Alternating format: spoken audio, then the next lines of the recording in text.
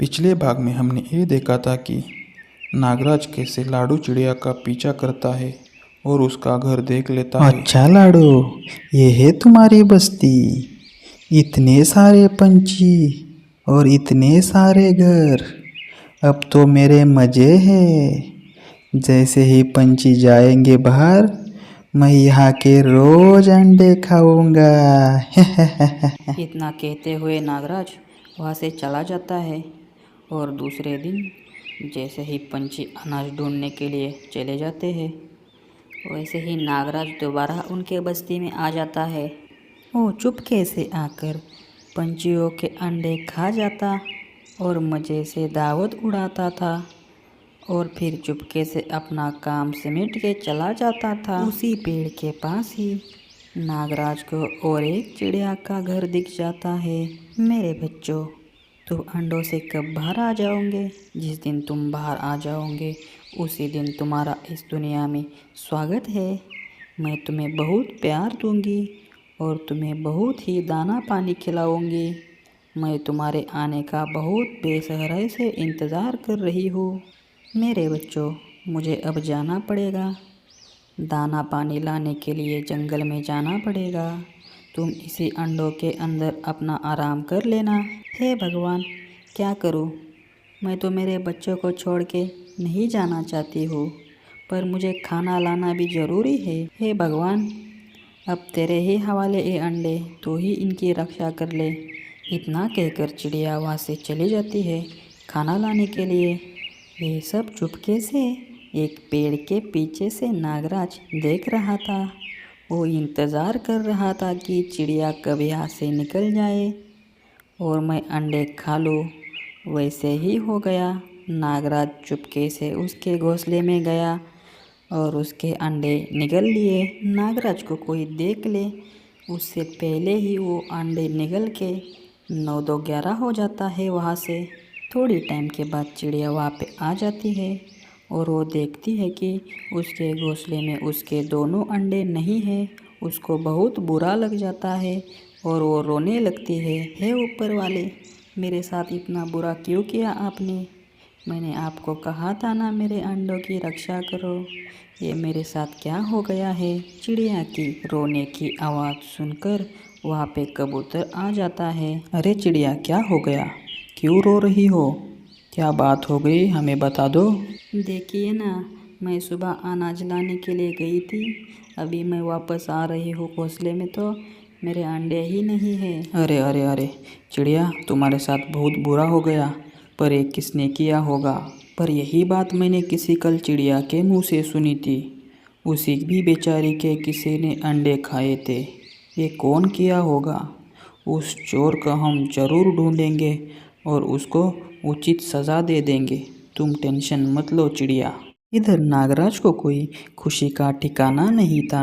अरे अरे अरे नागराज, तुम्हारी तो बहुत किस्मत खुल गई। ऐसे रोज रोज अंडे मिलेंगे तो सोने से सुहागन है। अब तो मेरे मज़े हो गए।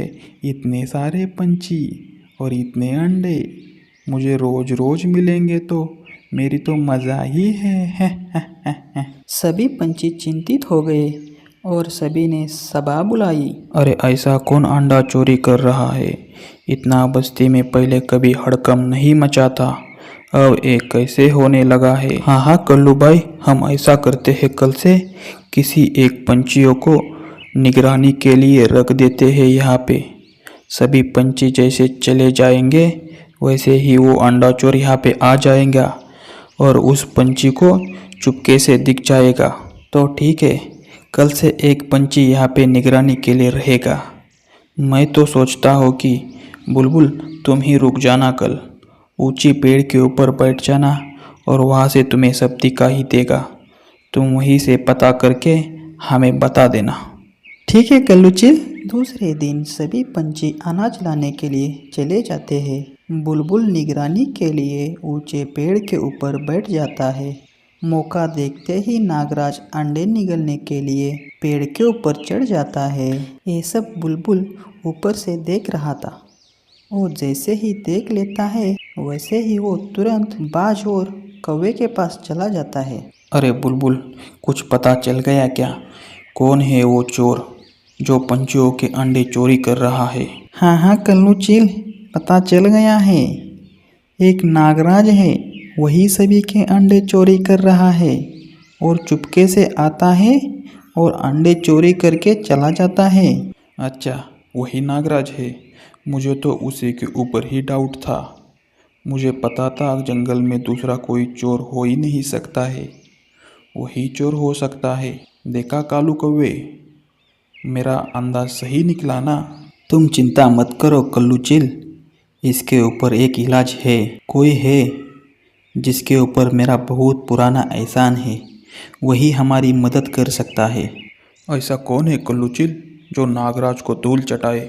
कुछ दिन पहले मैं जंगल की तरफ से जा रहा था, तभी कुछ चींटियों को मैंने पानी में डूबते डूबते बचाया था। तभी चींटियों का मुखिया आया था सामने और मुझे बोला था कि कल्लू, कुछ तुम्हें ज़रूरत पड़ेगी तो हमें मदद के लिए ज़रूर आवाज़ देना, हम आपकी मदद करेंगे।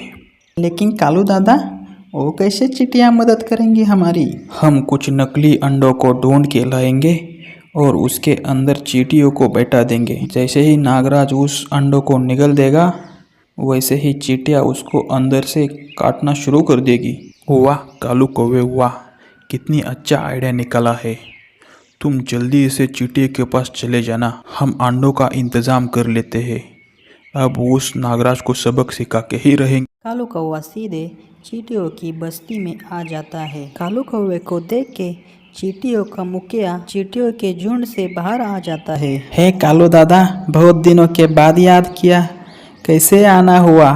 कुछ मदद चाहिए क्या? कुछ मदद चाहिए होगी तो ज़रूर बता देना, हम आपकी मदद करेंगे। आपने हमारी जान बचाई तो है।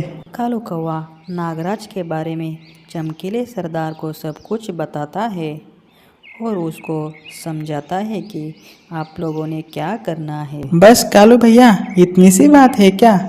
हम आपकी सेवा में हाजिर है। कब आना है? कल?